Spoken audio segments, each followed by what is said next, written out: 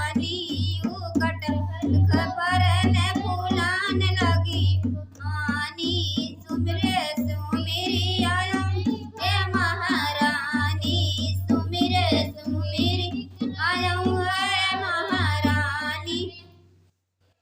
Hello दोस्तों, हमारा गीत कैसा लगा आप लोग कमेंट में ज़रूर बताएं और हमारे चैनल को सब्सक्राइब करें, वीडियो को लाइक करें।